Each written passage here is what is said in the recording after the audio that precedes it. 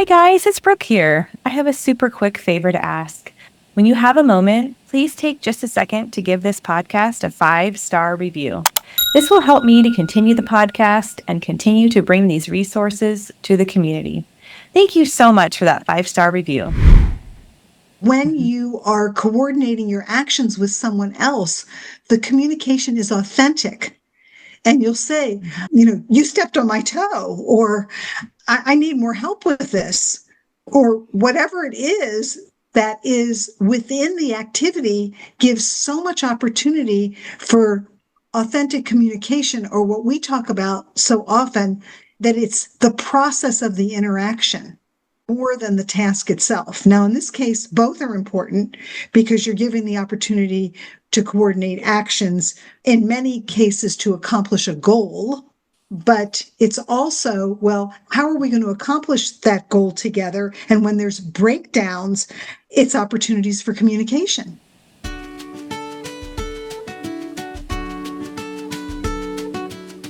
Hey there, it's Brooke, and welcome to Finding Hope on the Spectrum, where I have heart-to-heart conversations with parents, professionals, and autistic individuals sharing personal insight and life experiences.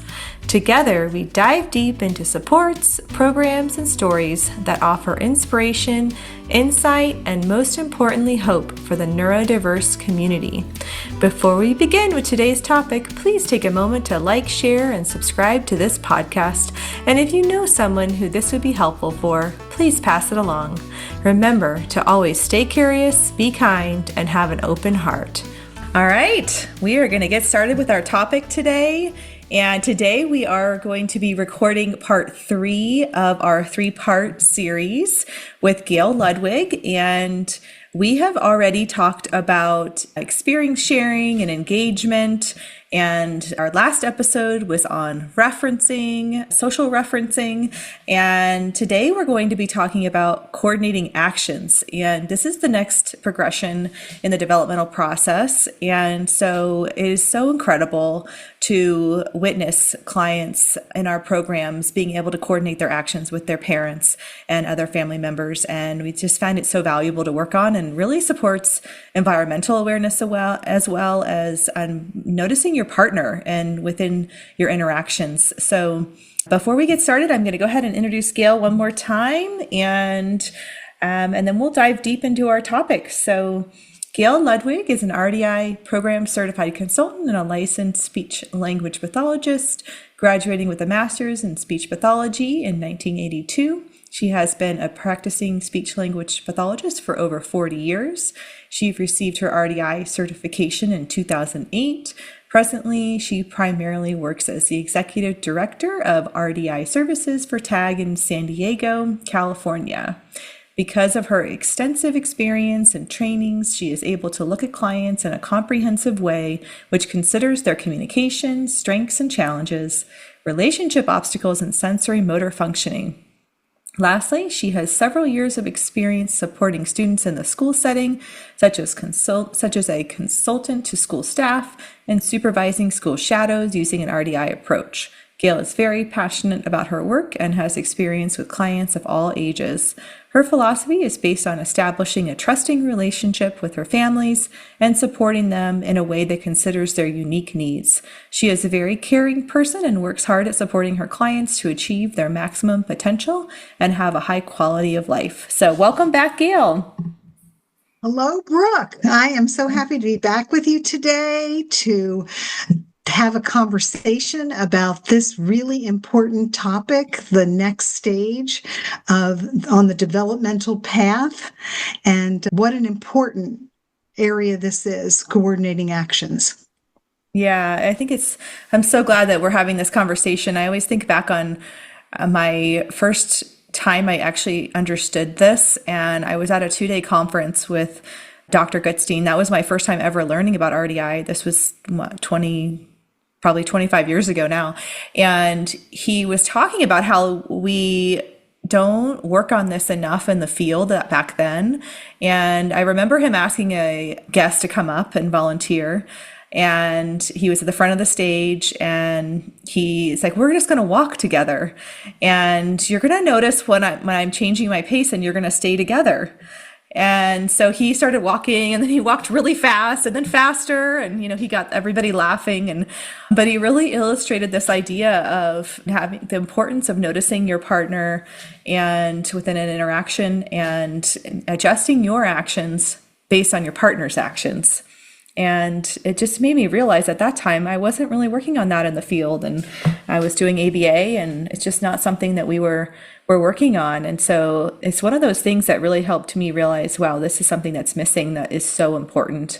And boy, does it lead to other opportunities. So we're going to go ahead and kind of start talking about it. And, I want to start with child development aspect of it. And, we know this begins to emerge in the second year of life, and then it builds from earlier milestones, things like experience sharing and gazing for information and referencing. But let's talk about the beginning stages of coordinating actions. Well, it does begin with referencing. It has to begin with referencing. It has to begin with the individual shifting from whatever they're doing or the objects they're engaging with to the person. You have to have the referencing in place first before you can coordinate. You have to be able to make that shift. So just being able to shift to that parent's face, to shift to see what they might be pointing to or showing you. And then they might also start at the beginning with their experience sharing by bringing objects to a parent to show them things. So this is the foundation that has to be in place before actions can be coordinated. Yes. I would say if you don't know about referencing and you're listening, definitely go back and listen to the episode where we do talk about referencing, and we go through that path as well, so that you can get a better idea of what that looks like. And really, it is so incredibly important that you have to have that first for this to be meaningful, to get to this stage of development. And then about 15 to 18 months, I think, you'll start to see with typical children simple coordinated actions. And these are things like a parent handing a child a block to do block building with, or a child handing a parent a block to build a tower with. And with those kinds of coordinated actions, the child has to wait for the parent to do their action. So again, referencing is involved because that child has to reference the parent in the anticipation of the parent handing them a block, or they have to wait and again check in with the parent to see if the parent is ready to take an object from them. And that's how it's coordinated. Taking turns is also another foundational way of coordinating actions. I remember when I used to work a lot more at the tag office here in San Diego, where we would do things like taking turns bowling. We'd set up the little, plastic bowling pins, and that would be a great way of the child understanding that they have a turn, and then they have to shift their attention to the parent or a sibling to give them a turn. Think of how many different activities at an early age children engage in that involve turn taking. So much practice. And I think what's so significant about that, the example that you gave, and just this idea of turn taking, is that we are talking about the child being able to do it fluidly and dynamically and not need that prompt, your turn, my turn. We don't do that. We want the child to be able to notice and make that adjustment based on what they referenced. Right. And, we'll get into this later when we're talking about support, but it just reminds me when you said that, and this is something you taught me many, many years ago, instead of prompting your turn, my turn, to support the coordination, we will often say, I'm taking my turn. I see you're taking your turn, so that at least they're seeing the importance of turn taking by you stating what you're doing or you're stating what you're observing instead of the prompt of, now it's your turn, take your turn. Yes. And I love that scaffold. And we'll definitely talk about some more strategies as well For sure. as we go. And then as we move on towards the end of the second year of life, the coordinated actions are going to become more intentional and flexible. And that is where you see ball play, the beginning of ball play, rolling a ball back and forth, stirring something together at the same time, helping with chores. Kids in the end of the second years of life, they can already start helping with chores. They can already hold their cup while the parent pours milk into it. They can take their plate off the table and hand it to their parent. It's going to wash their plate. They can participate in setting the table and taking items from their parents and putting it on the table, or setting out the cups as the parent hands them cups.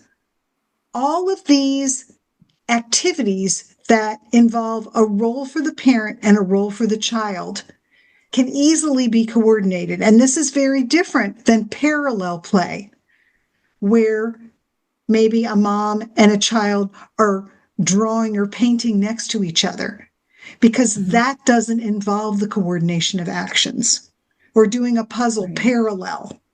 So we focus in RDI on having the child have the opportunity to perform their role in conjunction with the parent's role, so they can learn to make that adjustment, so they have the opportunity to shift their attention to their guide. Right. And again, it's so dynamic and requires in-the-moment decision-making. And in-the-moment adjustments. And then at the age 2 to 3, the coordination gets more complex. And it involves more collaboration, like building a tower together, or pretending to cook together, or carrying something together with someone else, like a big box of food, or folding a blanket together, which requires a higher level of adjustment. And that's all of this actually sets the stage for cooperative play and teamwork, which is foundational for success in life. Yes. And I'm Not so only glad when you're a child, but as an adult. Right. And I think I'm so glad you shared that, because I want to make sure that we talk about, why this is such an important step for later social and communication skills. We know that this is kind of foundational for those things, and let's make sure we talk about that, because it's so important. And if you don't work on this, and then you later, on try to work on language or social skills, and you don't have this foundation, it can be really confusing to the child. Just an aside about communication. So many of the parents we see are concerned about their child's communication, and they don't know how to give them opportunities to communicate. But when you are coordinating your actions with someone else, the communication is authentic. And you'll say, you stepped on my toe, or I need more help with this, or whatever it is that is within the activity gives so much opportunity for authentic communication, or what we talk about so often, that it's the process of the interaction more than the task itself. Now, in this case, both are important, because you're giving the opportunity to coordinate actions, in many cases to accomplish a goal. Right. But it's also, well, how are we going to accomplish that goal together? And when there's breakdowns, it's opportunities for communication. Yes, it makes me think about a client I have that was working on coordinating actions, and he was getting all of these big, heavy Christmas boxes out of the closet together with his grandparent. And when his grandparent would stop and pause or say, oh, this is heavy, or, oh, I can't move it this way, that communication became very meaningful in that moment, because they had to coordinate to make adjustments based on the feedback he was given.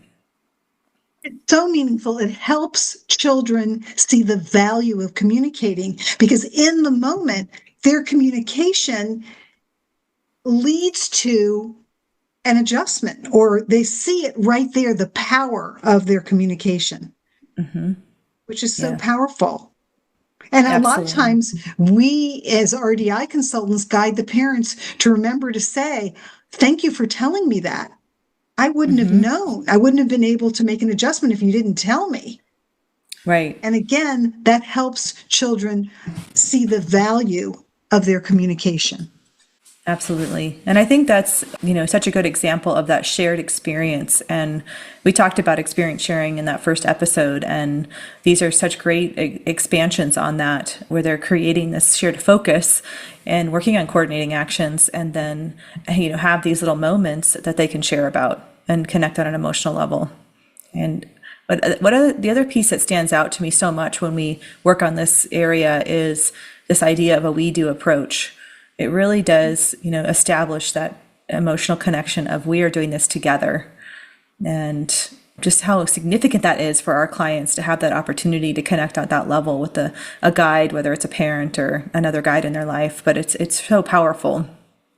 I'm so glad you brought that up, because that is a huge shift in RDI. Rather than the parents, number one, focusing on what their children are doing, or that the child focusing on, I did it, but much more of giving them the experience of the we do.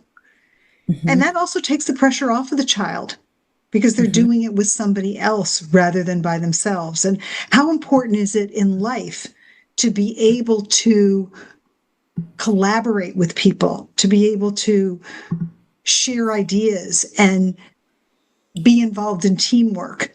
It's such a big part of success in life. And if children can understand the concept and the value of the we do from early on, it's going to support them through their whole life. Yeah, so incredibly important. Well, let's talk about what we see with our clients. What's pretty common for us with supporting individuals with autism. And, before we get to this stage of working on coordinating actions, what kinds of things can we see when this is not established? I think you can even lose the value of referencing if you are not given the opportunity to coordinate your actions with someone. Why would you even need to check in with them, to notice them? And, I've worked with adults that are still struggling with noticing the environment because they didn't have the opportunity at an early age to see the value of noticing. Yeah. Yeah. Just even that concept alone is so huge. How much it gives when you do have that awareness, and when you don't, how much you miss. They miss the opportunity to follow guidance. In this video that I just watched this morning on coordinating actions, when the mom gave the child the opportunity to move a heavy box with food in it, and how, she gave him the opportunity to follow her guidance by using transition words. 1, 2, 3, we're going to pick it up together. And also, there was a point where the boy, because again, they were in a shared focus. That's another thing. Being able to have missed the opportunity to be in a shared focus when you're not doing things like this together. And the child started to take things out of the box. And that gave the mom the opportunity to say, not quite ready to do that yet. I still want to move it from here up on the counter. And it gave this child the opportunity to receive that feedback from his mom and decide to follow her guidance and go back and help her lift the box up to the counter. Yeah, it just leads to so many more complex moments of connection and communication and making those adjustments. And, I think of one of my clients that struggled with this, and prior to working on this, the family was so fearful that they were going to lose him. And they'd go into the community. They always felt like they had to have a hand on his hand. They had to really, even from the driveway to the house, they were afraid he would elope, he would run into the street, he might get distracted. And because he didn't reference them initially, and he also didn't value kind of checking in and making sure that he noticed his partner and matched his actions, even if it was something simple like walking into the house. And so now he is at the place where they can walk through Disneyland, which is so incredibly busy and distracting, and not be afraid. They have complete trust that he's going to check in, he's going to monitor them. And, it's just, and they are a family that goes to Disneyland a lot. And so just this alone is life-changing for them. And that is huge. It's so huge. And they can practice, and they can practice in line. They can practice walking through Disneyland. And of course that goes into all kinds of community environments as well. Mm-hmm. So not only does it impact him, but it also impacts their whole family, that they can feel a little bit more relaxed when they go into the community and not be afraid.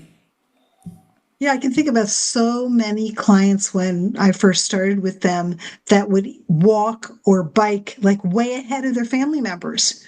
Mm-hmm. And they would need support. I'm back here, to shift their attention to the people that they were with.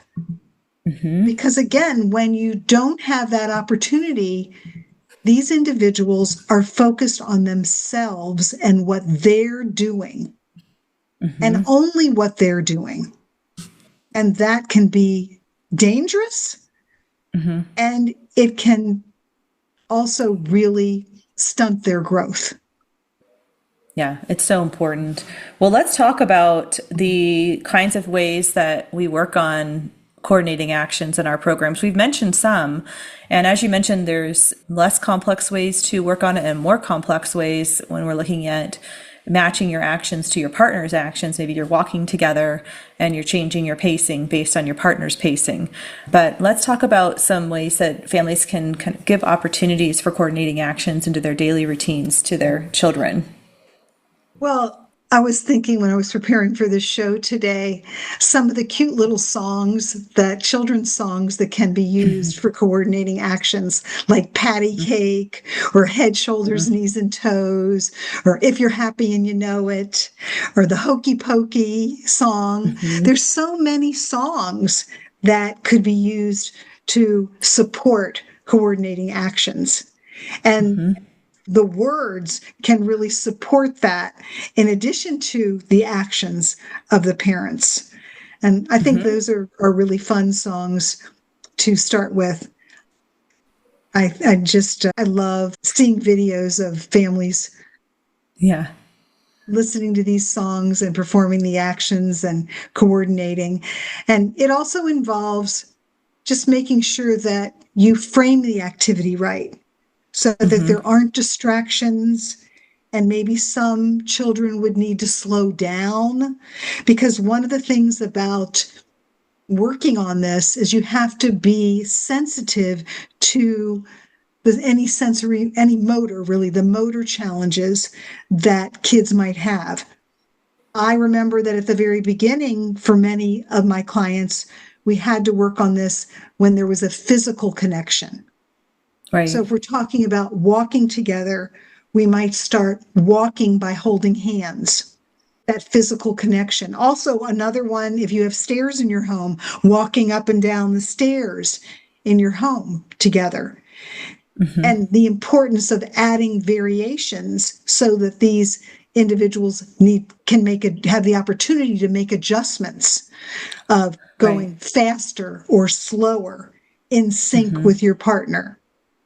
Drumming together. Yes. Playing music together. Dance parties. Dancing together. Yes, dancing is wonderful.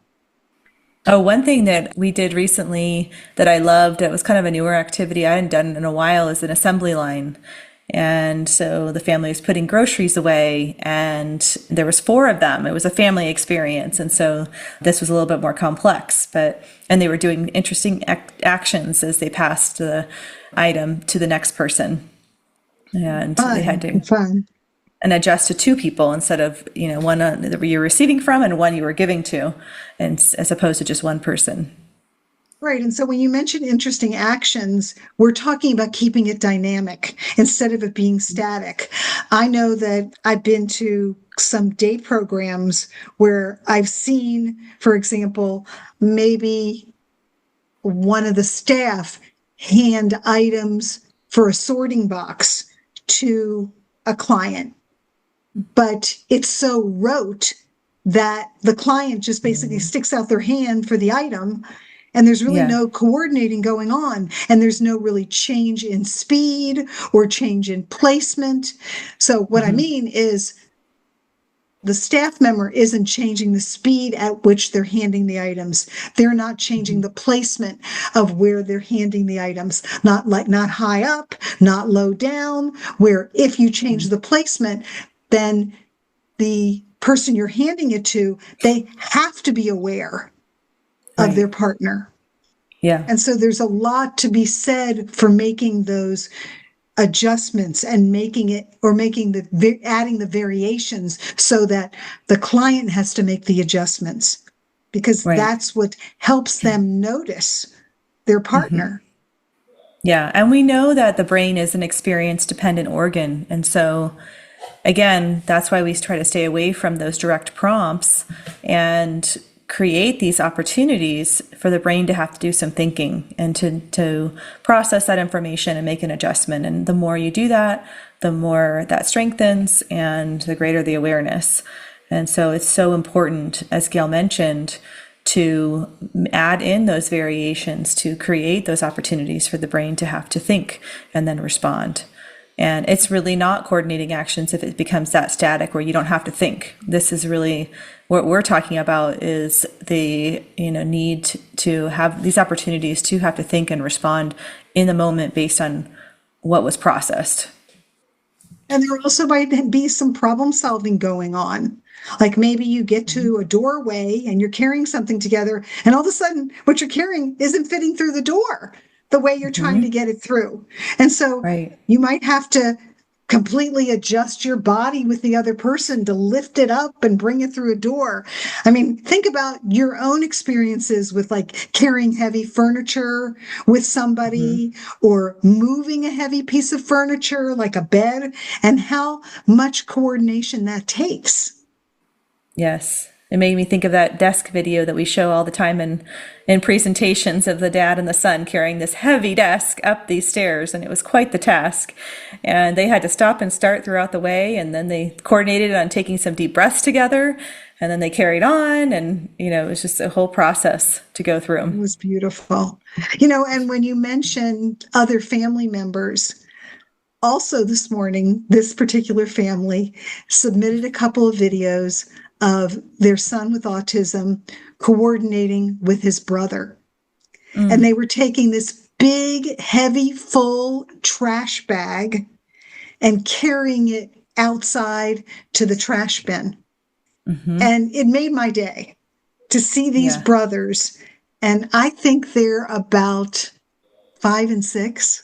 To see these boys carrying this heavy trash bag together out to the bin, and then figuring out how to open the top of the bin and to pick the trash bag up to lift it inside. And how proud they were when they accomplished it. Yeah. So beautiful. And I think I'm so glad you shared that, because I think siblings can absolutely be integrated into this work and can have these experiences with their sibling and these shared experiences and this teamwork that you're describing. And I think it's so powerful for them to be included into the interactions. Absolutely. Okay, well, let's talk about this idea of how, and we've touched on it a little bit, but I think it's so important, of how parents shift from doing for or getting their child to doing with their child to encourage growth. And we've touched a little bit on some of the scaffolding aspects of it, because certainly we need to frame these activities in the beginning. And that's why it's so important to just be very careful and mindful so that we can set our clients up for success. And so we really try to focus on considering all these elements and how we can give them opportunities for growth in a way that gives them a chance to do the thinking, but it's not so overwhelming and overloading that they shut down or withdraw. And that's how we work on that internal motivation. So let's talk about some ways that we scaffold coordinating actions when we start. I guess the first thing I want to share, you mentioned framing, and just as a reminder to everybody that framing is really just planning. And I remember years ago, Brooke told me that a lot of times the planning takes longer than the following through with the activity. And if you really take the time to plan, you have much greater chance of success. And so when we plan or frame an activity, we're really thinking through what roles are we going to invite the child to take on? What roles are we going to take on? Role or roles are we going to take on? How are we going to reduce those distractions? Where are we going to do the activity so that we're minimizing the distractions? What else do we need to put away so that it's not distracting? Like, for example, toys, we might want to put those away. I did have a client that for a while was very focused on vacuums, and we wanted to make sure the vacuum was put away before starting the activity. And then I added something to my framing just recently that I haven't shared with anybody yet. I added, how are we going to invite the child? Mm-hmm. Because like you were just saying, trying to help the parent shift their mindset to getting a child to do something, to inviting them to do something with you. Mm-hmm. And so I have parents now think about and share with me, what's the invitation going to look like? And like for this one, we framed a couple activities of folding a blanket and making a bed together. And it was all about, I could use your help. You're so strong. I could mm-hmm. use your help with this. I love having you help me with things. And mm-hmm. we can get this done together fast. And then we can play if you do it with me and make it a mm-hmm. we do, like you said. We can do it together. Mm-hmm. It was interesting with moving the box out of the trunk, the box of food out of the trunk. The little boy was already at the trunk when the mom was still saying, I could use your help with this. He's like ready to pick it up.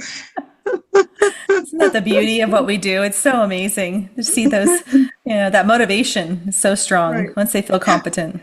But she did preload him because she said what happens is he'll get involved in something else. And that's another thing, whole nother talk of how do you support the child to actually accept your invitation? Mm-hmm. And for her, we put that as part of the framing, that she would preload him in the car before they got home, that's what they were going to do when they got home, instead of him already thinking about what toy he was going to go home and play with. Yes. And so she set him up for success in taking on the role by preloading him before mm-hmm. he got involved in one of his own toys or games. Yes. And then part of the framing, too, is like you mentioned, how are we going to support it? What other support might the child need? We talked a little bit about the transition words. 1, mm-hmm. 2, 3, go. Ready, mm-hmm. set, go. Mm-hmm. We talked about adding the variations so that the child had more opportunities to adjust. Walking fast when you're carrying the object together, slowing down, adding a challenge of dropping the box and then mm-hmm. picking it up again and getting started again. All of these things we think about in advance, including mm-hmm. the spotlighting of what is it that we want to spotlight, because we don't necessarily want to spotlight success on the task and that, you're holding on so tight or whatever. We want to spotlight that we're doing it together. We're moving mm-hmm. it together. We're accomplishing it together. Yeah. We moved this box from the car all the way into the kitchen together. Mm-hmm. You and your brother took that big, heavy trash bag. You moved it together and took it outside and lifted it up and put it in the trash bin. You accomplished that together. This show is brought to you by Therapeutic Approach to Growth. Therapeutic Approach to Growth helps families with relationship and behavioral needs. Their holistic programs are individualized to honor and respect each family and their autistic son or daughter's sense of self through programs such as relationship development intervention, naturalistic ABA, and animal-assisted services. If you're finding yourself frustrated or discouraged with your current behavioral programs and would like to see more long-term meaningful growth for you and your family, then contact TAG today at www.tagforgrowth, that's TAGFORGROWTH.com, to learn more about how to schedule a consultation or how they can offer you the help your family needs, whether in person, remotely, or in a school setting. Again, that's www.tagforgrowth.com.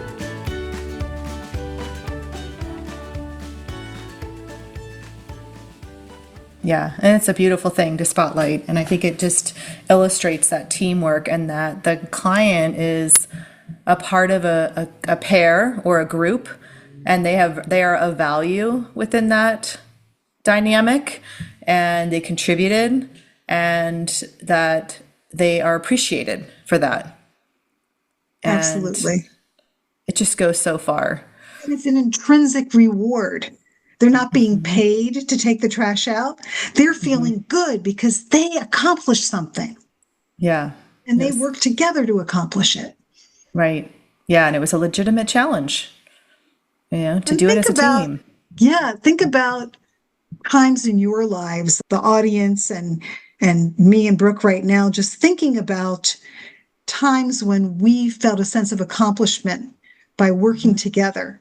Brooke, I just presented some of the work that we've done for TAG to a new RDI consultant working with us. And she said, wow, there is so much organization here and so much material here. And I said, well, Brooke and I worked together to put this together. And it was over a long period of time, many years of working together. We could have never done it by ourselves.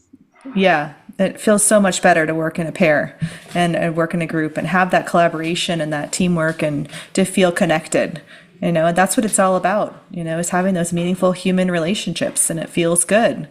And so we want our clients to have that too. And it's so amazing when it happens and it comes to light and they get those opportunities, and for the families and the parents to experience it too. It's a beautiful thing. And we have worked together on many projects successfully. Over almost 20 years now. Yeah. Yes. Goes by fast. I don't know where the time goes. Oh, but yes. So, okay. So let's talk about the roles, and just the one thing we haven't touched on yet, and I think is so important, is the slowing down and the pacing. Right. So that's part of the framing too. We talk about the importance of slowing down, because if you're going too fast, there's no time for the child to make the adjustment. And there's also not time for you to adjust to how your child is responding. So the slow pace is so important. And we were just talking today with my family about how pausing when you're using those transition words and saying 1, 2, 3, and waiting for that child to reference in anticipation before starting to move together. Because remember, all of these foundations build on each other. You don't want to start moving things or working on coordinating actions and forgetting about the importance of the referencing. And then you're just like dragging your child along, Yeah, it's a lot of confusion. Yes. Yeah. So the slowing down is critical. And it also gives you the opportunity to decide what you should be saying, what you should be, I should say, communicating verbally and non-verbally. Because even though what we talked about today, a lot of it is like a task that you're doing. You don't want to forget to keep emotional engagement central to the interaction and make sure that you are showing enthusiasm through changes in your vocal tone and the words that you're using, because it's critical to keep the emotional engagement central for the enjoyment of the activity and to motivate your child as an apprentice. Yes, I think those, okay, two huge things that you shared. Number one would be the value and importance of that mindful guiding. So you're in the moment as a guide and you're making adjustments based on what you reference of your child. If they're understanding, if they're not understanding, we make adjustments based on what we reference.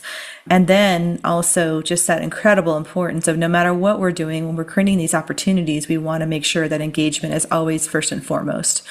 If it becomes a static thing and it becomes more of a rote thing or a task, usually the participation is going to go down.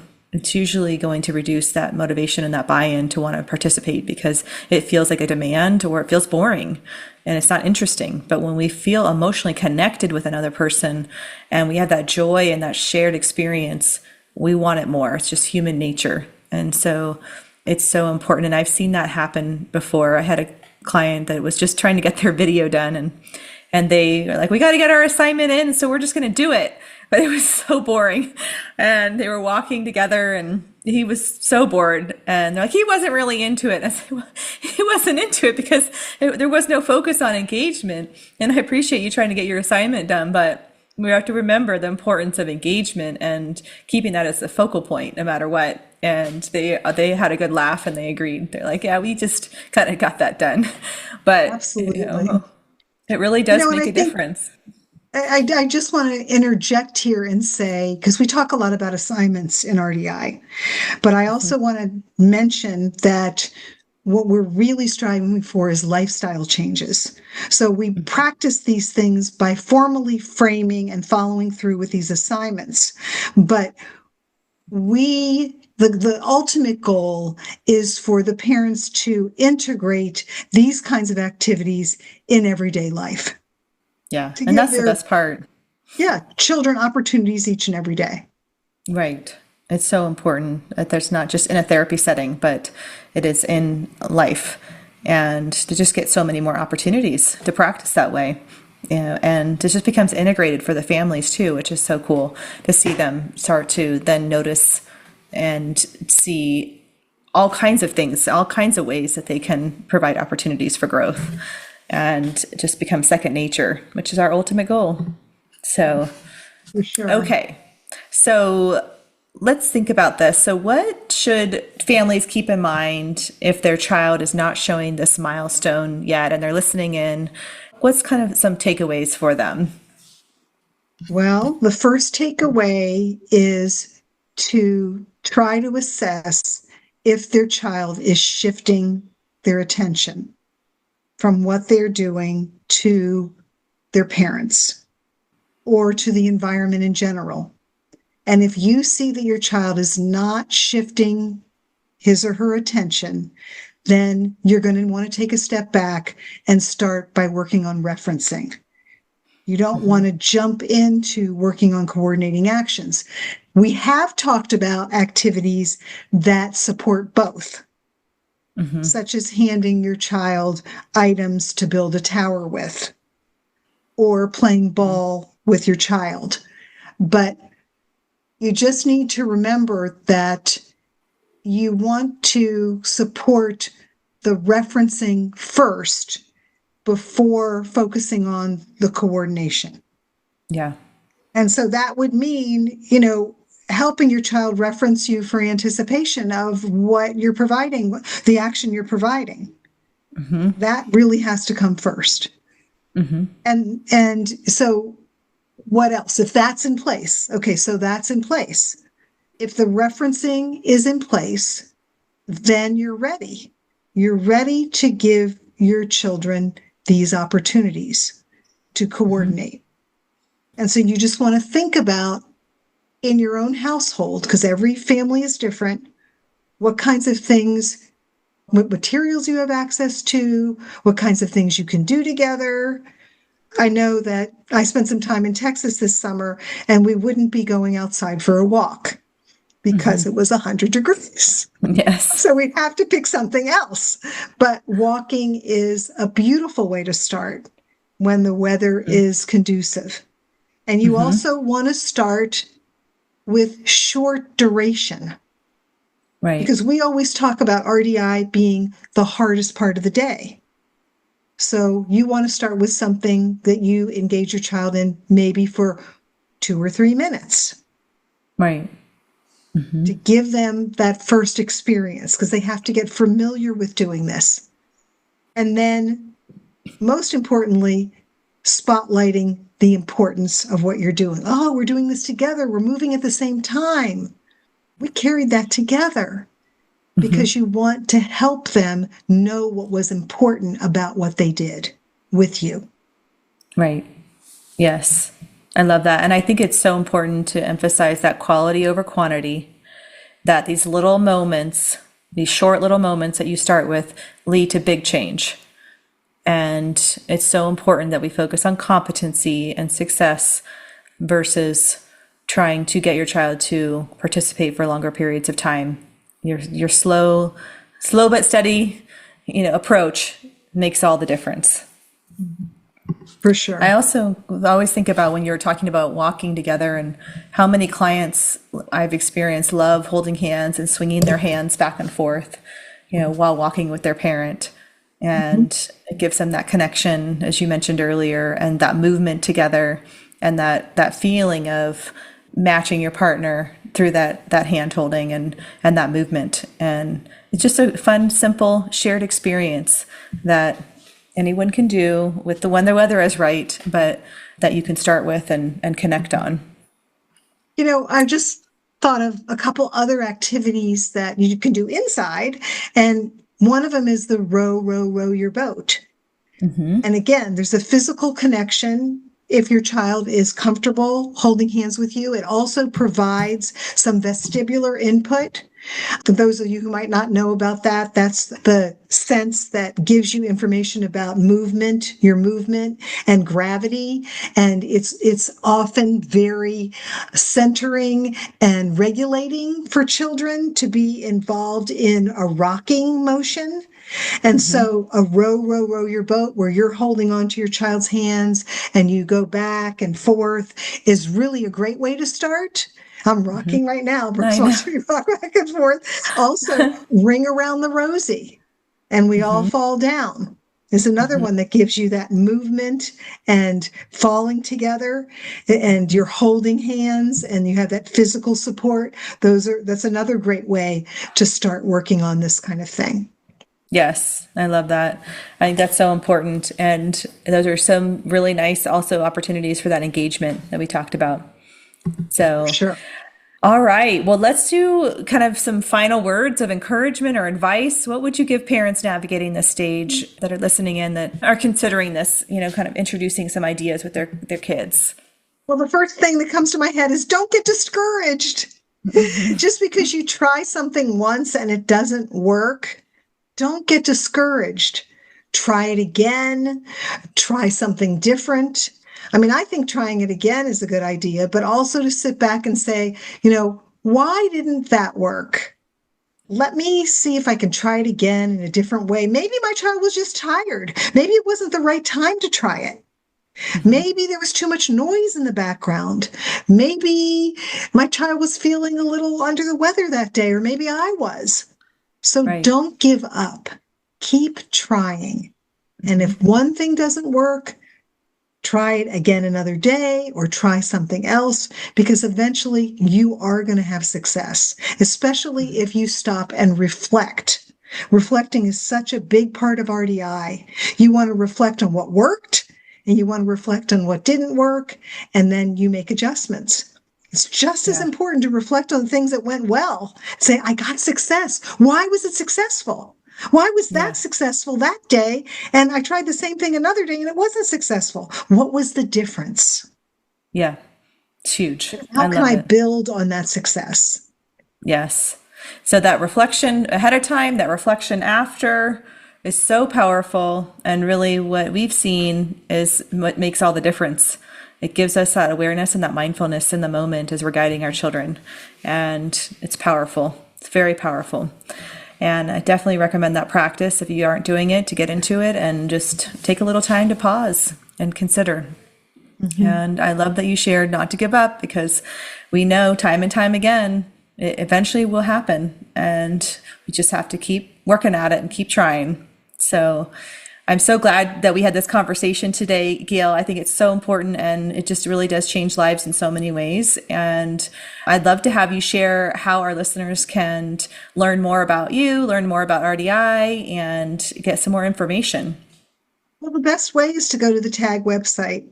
So it's TAG, TAG, 4FOR, growth, GROWTH.com. And you will see, I think it's right on the front home page, where you can register for an RDI intro presentation that I do weekly. And I would love to have you register and come to an intro presentation. And at that presentation, I give an overview of the RDI program. I show videos. I try to customize based on the parents that are there. So if I have a young child, I'll show videos of young children. If I have a parent that has an older child, I'll show videos of an older children, and really try to customize it so that you can walk away with a good understanding of how it might look for your family. Perfect. And I know we talked a lot about younger children, but this definitely applies to all ages. We work on this with adults as well. And that presentation is a great way, if you do have an adult child and you want to learn more, that presentation is a great way to see some videos and get a better idea of how this applies to adults. So thank you so much for sharing that, Gail, and definitely recommend it. Anybody that's interested to go check out those presentations, because you really get a good understanding of what this looks like in action. And it's incredibly powerful. So thank you so much, Gail, for being here today. And we'll wrapping up our part 3 of our 3-part series. And so glad. And I just thought it was wonderful. So thank you, Gail. Thank you for having me again, Brooke. Wow, I feel so special that you've had me on this show 3 or 4 times already. And the podcast is just so fabulous. I can't tell you how many families I have referred to it. And the other day, a woman just thanked me so much and gave me the biggest hug because I turned her on to your podcast. So you are really having an impact out there, Brooke. Keep it up. Thank you. That means so much. It's been such a wonderful blessing to launch and be a part of, and I just can't wait to see what's to come. So thank you. I can't wait to see what's to come either. Have a good day. I listen to them every Monday. I can't wait to see what's out there. We'll have a great rest of your day. Thank you. Thanks so much. Bye-bye. I'm dancing on the edge again. The wind is calling my name. I'm dancing on the edge again. This time I'm not looking back, babe. You can change me, you can tell me down. I'll leave echoes in every place I find. I'll break the molds with the rebels mind. I'm a hurricane of The information provided on this podcast is for general informational purposes only. The content shared is based on the experiences, opinions, and perspectives of the hosts and their guests, and should not be construed as medical advice, diagnosis, or treatment recommendations. The discussions and topics covered are intended to foster understanding and awareness of autism therapies, but are not a substitute for professional medical guidance. Before making any decisions regarding therapies or treatments, we strongly encourage you to consult with a qualified healthcare provider who can provide personalized recommendations based on your unique circumstances. By listening to this podcast, you acknowledge and agree that the hosts, guests, and producers are not responsible for any consequences, damages, or outcomes arising from the use or application of any information during the show.